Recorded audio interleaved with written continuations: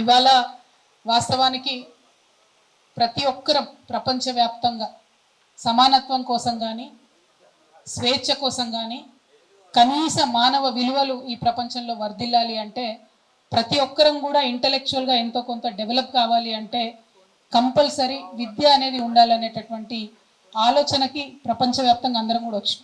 అది బీద దేశమా, గొప్ప దేశమా, అమెరికా లాగా క్యాపిటలిజంని ఎంకరేజ్ చేసే దేశమా, లేకపోతే లిబరల్ ఐడియాలజీతో ఉన్న దేశాల అన్నటువంటి భేదం లేకుండా ప్రతి ఒక్కరం కూడా చదువుకు చాలా ఇంపార్టెన్స్ ఇస్తున్నటువంటి సందర్భాన్ని మనం గమనించుకోవాలి.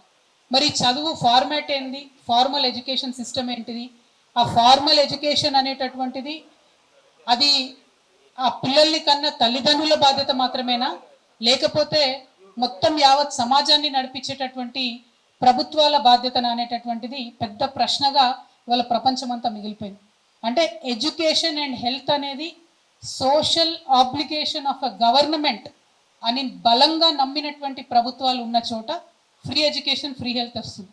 అట్లా నమ్మకుండా మీరు మీ బాధ్యత మీరే తీసుకోవాలి, మీ ఇల్లు, మీ పిల్లలు, మీ సంసారం మీ బాధ్యత మీరే తీసుకోవాలి, మీరేమైపోతే మాకేంది, ఒక వ్యాపార ధోరణి పెరిగిపోయి విద్యను అమ్ముకున్నా సరే మేము నిమ్మకు నీరెత్తినట్టు చూస్తూ ఉంటాం అనుకునేటటువంటి ప్రభుత్వాలు ఉన్న చోట హెల్త్ ఎడ్యుకేషన్ కోసము ఇందాక వెంకటరెడ్డి గారు చెప్పినట్టు పంజాబ్లో పిల్లలు పార్ట్ టైంగా మద్యం అమ్ముకునేటటువంటి పరిస్థితి కూడా వచ్చిందని చెప్తుంటే ఎంత దారుణమైన పరిస్థితి యావత్ దేశంలో ఉన్నది. ఇందాక తమ్ముడు లక్ష్మణ్ మాట్లాడుకుంటూ అన్నాడు ఏమని, ఇక్కడ ఉన్నటువంటి విద్యా సంస్థలలో చాలా సంస్థలు రాజకీయ నాయకులే ఉన్నాయి. కేవలం తెలంగాణలో కాదు, యావత్ భారతదేశంలో ఉండేటటువంటి విద్యా సంస్థల్లో కూడా కేవలం వ్యాపార ధోరణితో పెట్టినటువంటివి, అందులో మెజారిటీ శాతం రాజకీయ నాయకులకు సంబంధించినటువంటి ఉన్నాయనడంలో ఎటువంటి అబద్ధం కూడా లేదు. అది కరెక్టా కాదా, అలా ఉండడం వల్లనే నష్టం జరుగుతుందా అంటే దానికి చాలా డెప్త్గా మనం ఆలోచించుకోవాల్సినటువంటి అవసరం ఉంది. అయితే ఎన్ని ఆలోచనలు చేసినా సొల్యూషన్ కావాలి. ఫస్ట్ ఆ సొల్యూషన్ ఏంటిది అని అన్వేషించడానికి ఇవాళ మనందరం కూడా ఇక్కడ కూర్చున్నాం. ఇప్పుడు ఉన్నటువంటి పరిస్థితుల్లో ఇమీడియట్ రిలీఫ్గా ఇది మే మంత్, నెక్స్ట్ జూన్లో మళ్ళీ అడ్మిషన్ స్టార్ట్ అవుతాయి. పేరెంట్స్ అందరు కూడా స్కూళ్ళకు పోవాలి, బస్సులకు కట్టాలి ఫీజులు, పుస్తకాలు కొనాలి, కొత్త బూట్లు కొనాలి, కొత్త స్కూల్ యూనిఫామ్లు కొనాలి అంటే మే నెలలోనే చుక్కలు కనబడుతున్నాయి పేరెంట్స్ కానీ అర్థం మిట్ట మధ్యాహ్నం. ఆ టెన్షన్తోని అనేక మంది తల్లిదండ్రులు బాధపడుతున్నటువంటి సందర్భం ఈ నెలలో చూస్తాం మనం. అయితే మన తెలంగాణ రాష్ట్రం ప్రత్యేకం భారతదేశ వ్యాప్తంగా మీకు తెలుసు, ఎందుకంటే ప్రజా ఉద్యమాలతోని రాష్ట్రాన్ని సాధించుకున్నాం. ప్రజా ఉద్యమాలతోని ఏదైనా సాధించుకోవచ్చు అనే విశ్వాసం కలిగినటువంటి ప్రజానీకం మనందరం కూడా. కాబట్టి రాష్ట్రం వచ్చిన తర్వాత తిరుపతిరావు గారి కమిషన్ వేయడం జరిగింది. ఆనాడు ఉన్నటువంటి బీఆర్ఎస్ ప్రభుత్వం తిరుపతిరావు గారి కమిషన్ అధ్యయనం చేసింది, రిపోర్ట్ ఇచ్చింది. కానీ బీఆర్ఎస్ ప్రభుత్వం ఎప్పుడూ కూడా ఫీజు రెగ్యులేషన్కి సంబంధించి ఒక్క అడుగు కూడా ముందుకు వేయకపోవడం అన్నది నిజంగా కూడా మనందరం బాధపడాల్సినటువంటి అంశం. సరే కొన్ని గురుకులాలు పెట్టినాం కాబట్టి మేము ప్రైవేట్ వాళ్ళు ఎట్లా దోచుకున్నా వదిలేస్తాం అనేటటువంటి ఏదైతే ఒరవడి ఉందో అది కరెక్ట్ కాదు. గురుకులాలు పెట్టడం వల్ల కొంత లాభం జరిగింది, అందులో అనుమానం లేదు. కానీ ఆ పర్సంటేజ్ తీసుకొని చూస్తే ఇవాళ దాదాపుగా ఒక 64 లక్షల పైచిలకు విద్యార్థులు మన దగ్గర చదువుకుంటా ఉంటే గురుకులాలు ఉన్నా ప్రభుత్వ పాఠశాలలు ఉన్నా కూడా 64 నుంచి 75% వరకు, అంటే ఒక్కొక్క జిల్లాలో వేరియేషన్ ఉన్నది. 64 to 75% of the students in Telangana అందరు కూడా ప్రైవేట్ పాఠశాలకు పోతున్న పరిస్థితి ఉన్నది. మరి ప్రభుత్వ పాఠశాలలు బాగుంటే, గురుకులాలు అన్నీ బాగుంటే మరి ఎందుకు ఇంతమంది ప్రైవేట్ పాఠశాలకు పోతున్నారని మనల్ని మనం అడగాల్సినటువంటి అవసరం. సరే అదొక చర్చ అనుకుంటే, ఇప్పుడు ప్రైవేట్ పాఠశాలకు పోతున్నారు కాబట్టి పోయేటటువంటి ప్రైవేట్ పాఠశాలలు బాధ్యతాయుతంగా ఉండి పేరెంట్స్ యొక్క వీక్నెస్, అంటే నా బిడ్డ బాగా చదువుకోవాలి అనేటటువంటి ఒక ఆతృత, అది వీక్నెస్ కింద పరిగణించి దాన్ని ఎక్స్ప్లాయిట్ చేసి దాన్ని వ్యాపార ధోరణికి తీసుకెళ్తున్నటువంటి పాఠశాలలు, ముఖ్యంగా కార్పొరేట్ పాఠశాలలు మాత్రం నియంత్రించాల్సినటువంటి అవసరం ఉందనేది నిర్వివాదమైనటువంటి అంశం. మరి నియంత్రణ చేయాలి అంటే మే నెలలోనే నేను మీ అందరి ముందు డిమాండ్ చేస్తూ ఉన్నా, మీ అందరి సమక్షంలో కాంగ్రెస్ గవర్నమెంట్ని డిమాండ్ చేస్తూ ఉన్నాం. మీరు ఏదైతే చెప్పారో, మేము కొత్తది ఏం అడుగుతలేం, మీరు ఏదైతే చెప్పినరో ఫీ రెగ్యులేట్ చేస్తామని చెప్పినరో తక్షణం మీరు ఆ గవర్నమెంట్ ఆర్డర్ ఇప్పుడు ఇవ్వండి. మీరు చట్టం పెట్టడమో అసెంబ్లీ చేయడమో అవన్నీ తర్వాత, ఎందుకంటే నొప్పి ఉన్నప్పుడే మందు కావాలి. ఇప్పుడు పేరెంట్స్కి మే నెలలో బాధ ఉన్నది, నొప్పి ఉన్నది, తీవ్రత ఉన్నది. ఇప్పుడు ఇమ్మీడియట్గా నిజంగానే మీరు ప్రజాప్రభుత్వం అయితే, నిజంగానే మీరు ప్రజలకు ఇచ్చినటువంటి మాట నిలబెట్టుకోవాలనుకుంటే నిజంగానే మీరు ఈ ప్రజల్లో తలెత్తుకొని తిరగాలనుకుంటే మాత్రం ఈ మే నెలలోనే తక్షణమే ఫీ రెగ్యులేట్ చేస్తూ జీవో దేవాలని మేము డిమాండ్ చేస్తూ ఉన్నాం. పోయినసారి ఫీజు కన్నా ₹1 ఫీజు కూడా పెంచొద్దు ఏ పాఠశాలలు అని చెప్పి తక్షణమే రేవంత్ రెడ్డి గారి ప్రభుత్వం జీవో దేవాలని నేను తెలంగాణ రక్షణ సేన తరఫున డిమాండ్ చేస్తూ ఉన్నాను. మరి ఇక్కడ ఉన్నటువంటి రౌండ్ టేబుల్లో ఉన్న పేరెంట్స్ అందరూ కూడా, టీచర్స్ అందరూ కూడా యాక్సెప్ట్ చేస్తారని చెప్పి నేను బలంగా విశ్వసిస్తున్నాను. అది immediate solution. Long term solutions 100 ఉండొచ్చు, కానీ తక్షణం మనకు కావాలి. నిజంగా ఎంత ఘోరంగా ఉన్నాయంటే ఫీజు, మరి ప్రభుత్వం యొక్క అజ్ఞానం కూడా ఎంత దారుణంగా ఉందంటే, మన దగ్గర హైదరాబాద్లో హైదరాబాద్ పబ్లిక్ స్కూల్ అని చాలా పాపులర్ విద్యా సంస్థ, అనేక సంవత్సరాల నుంచి ఉన్నటువంటి సంస్థ.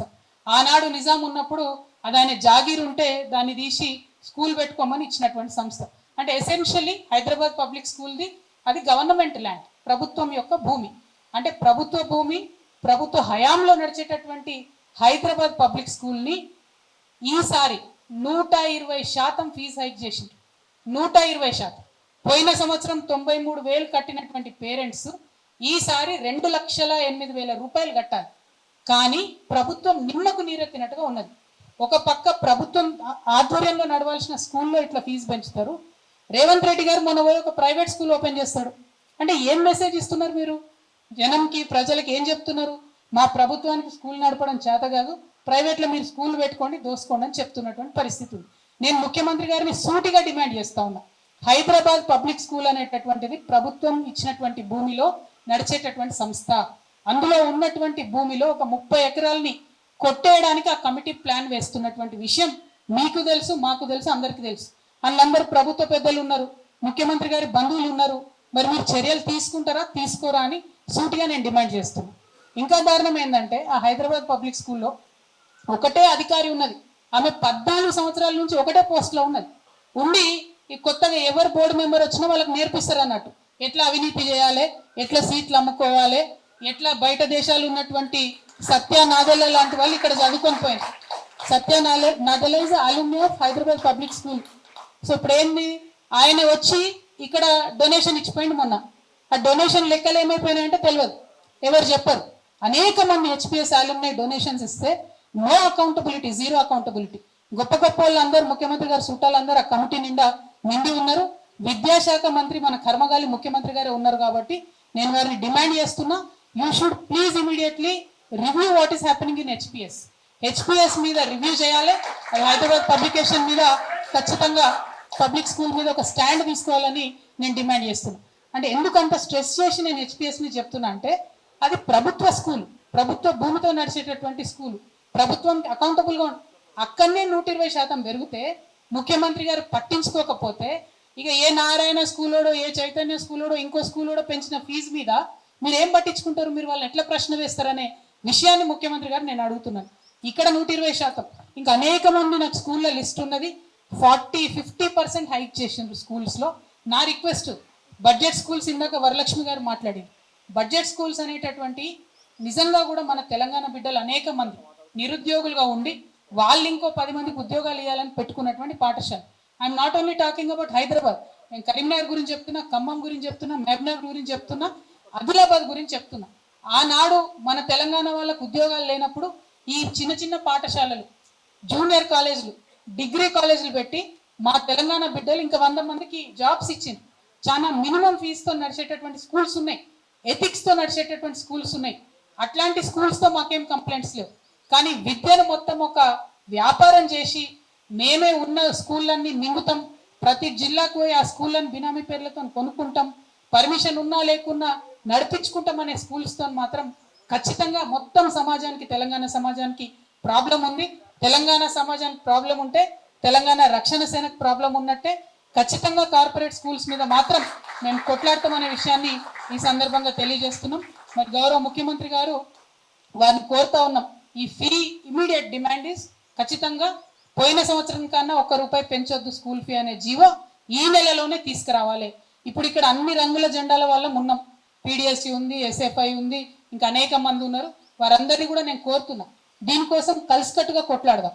నాట్ ఓన్లీ ఇన్ హైదరాబాద్, రాష్ట్ర వ్యాప్తంగా ప్రతి కలెక్టరేట్ ముందు మనం ఒక డేట్ అనుకొని నిరసన ప్రదర్శన పెడదాం. తల్లిదండ్రుల తరఫున మనం ఖచ్చితంగా మాట్లాడాలి. ఎందుకంటే ఇక్కడ కూర్చున్నటువంటి మేధావులు కానీ తల్లిదండ్రులు కానీ వాళ్ళ బాధ చెప్పగలుగుతారు, కానీ దాన్ని ప్రజా సమూహంలో ఒక రాజకీయ శక్తిగా ప్రదర్శించాల్సింది పొలిటికల్ పార్టీస్గా మనమే. కాబట్టి నేను పొలిటికల్ పార్టీస్ అన్నిటికీ కూడా అపీల్ చేస్తూ ఉన్నాను, ఏదైనా ఒక డేట్ మేలో అనుకొని అన్ని కలెక్టరేట్ల ముట్టడికి కార్యక్రమం ఇద్దాం. ఎట్లా గవర్నమెంట్ దిగి వచ్చి జీవో ఇయ్యేదో కూడా మనం చూద్దాం.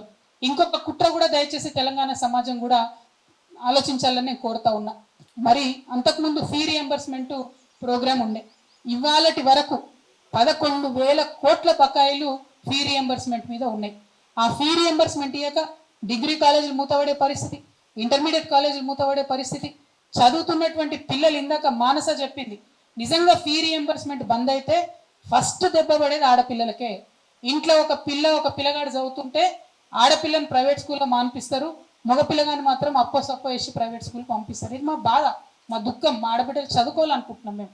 కాబట్టి ప్రభుత్వాన్ని రిక్వెస్ట్ చేస్తున్నాం, మీరు ఉన్న 11,000 కోట్లు ఇమీడియట్గా ఫీ రియంబర్స్మెంట్ రిలీజ్ చేయండి.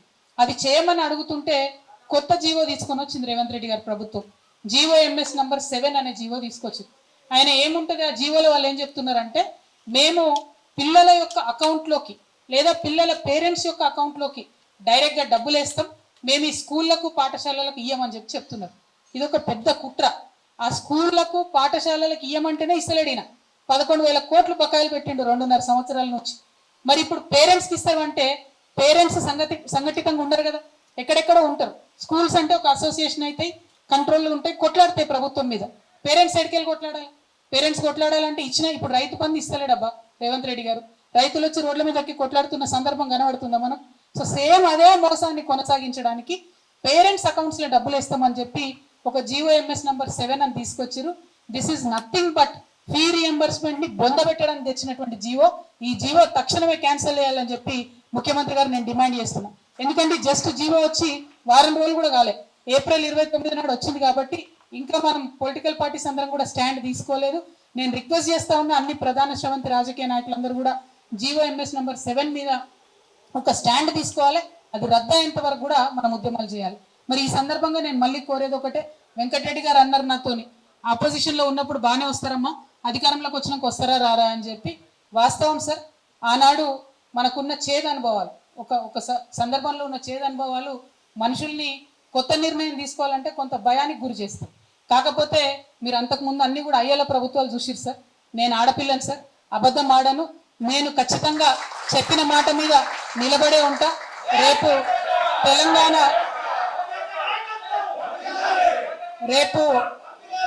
తెలంగాణ ప్రజల ఆశీర్వాదంతో, మీలాంటి మేధావులందరి సపోర్ట్తోని ఖచ్చితంగా తెలంగాణ రక్షణ సేన అధికారంలోకి వస్తుంది నేను బలంగా నమ్ముతున్నా సార్.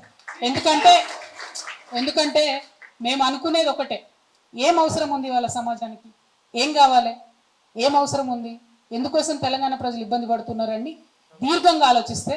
ఇప్పుడు ఇక్కడ మనల్ని తీస్తున్నటువంటి కెమెరామెన్స్ ఉంటారు సార్, వాళ్ళకు ఉన్న జీతంలో 60 నుండి 70% వరకు విద్యకు వైద్యానికి ఖర్చు అయిపోతుంది. ఒక రైతన్న ఉంటాడు సార్ ఊర్లో, ఆదిలాబాద్లో ఎక్కడనో, ఆయనకు రైతు బంధు రావచ్చు, ఇంకోటి రావచ్చు. ఆయనకు వచ్చేటటువంటి ఆదాయంలో 60 నుండి 70% అక్కడ ఉన్న పిల్లని ఇంజనీరింగ్ చదివేయాలి, హైదరాబాద్లో ఫీజు కట్టడానికి అయిపోతుంది.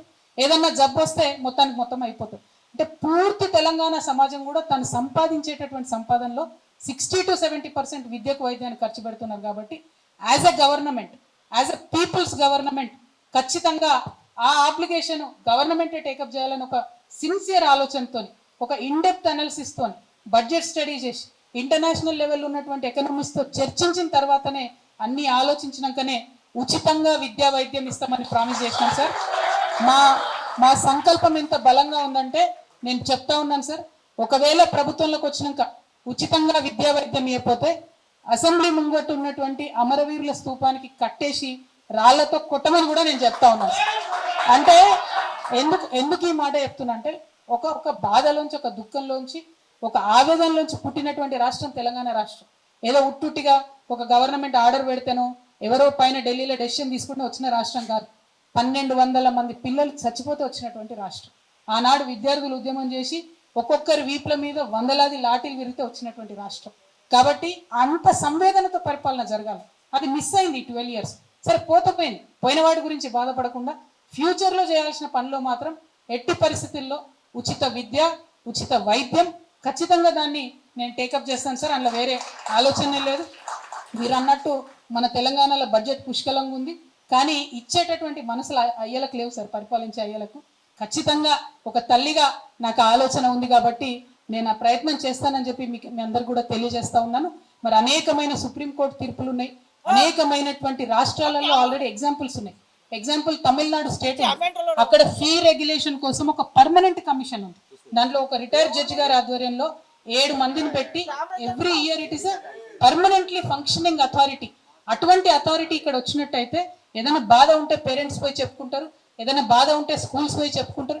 ఇంకా ఇంట్రెస్టింగ్ విషయం ఏంటంటే ఆ బోర్డులో పేరెంట్స్ కూడా సీట్ ఇచ్చారు సార్. వాళ్ళు నాట్ ఓన్లీ స్కూల్స్, పేరెంట్స్ కూడా సీట్ ఇచ్చారు కాబట్టి పేరెంట్స్ వైపు వర్షన్ కూడా చెప్పే అవకాశం ఉంటుంది. అయితే ఆ మోడల్ తీసుకోవచ్చు రేవంత్ రెడ్డి గారు. లేదంటే జనరల్గా మన గుజరాత్ మోడల్ నచ్చదు కానీ సార్, జనరల్గా నచ్చదు. నేనైతే నాకు డిఎన్ఏ కూడా సరిపోదు గుజరాత్తో కానీ, అంటే బీజేపీతోని. బట్ గుజరాత్ మోడల్ ఏముందంటే పరిస్థితి, ఫీజు 15,000 ప్రైమరీ ఎడ్యుకేషన్లో 15,000 అబౌవ్ ఛార్జ్ చేయడానికి వీల్లేదు. There is a strict rule. అదేవిధంగా హై స్కూల్లో 25,000 అబౌవ్ ఛార్జ్ చేయడానికి లేదు. చాలా స్ట్రిక్ట్ రెగ్యులేషన్తో గుజరాత్లో ఒక మోడల్ నడుస్తుంది. దాన్నన్నా స్టడీ చేయాలి తెలంగాణ ప్రభుత్వం. ఏదో ఒకటి చేయండి, కానీ మే నెలలో చేయండి. ఎందుకంటే ఇప్పుడు బాధ ఉంది, ఇప్పుడు నొప్పి ఉంది, ఇప్పుడు ఫీజు కట్టే అవసరం ఉంది, ఇప్పుడు తల్లిదండ్రులకు బాధ ఉంది. కాబట్టి ఈ మే నెలలో నిర్ణయం తీసుకోవాల్సిందే అని చెప్పి నేను ముఖ్యమంత్రి గారిని డిమాండ్ చేస్తూ, ఇంకా అనేక సందర్భాలు వస్తాయి సార్, అనేక అంశాలు వస్తాయి.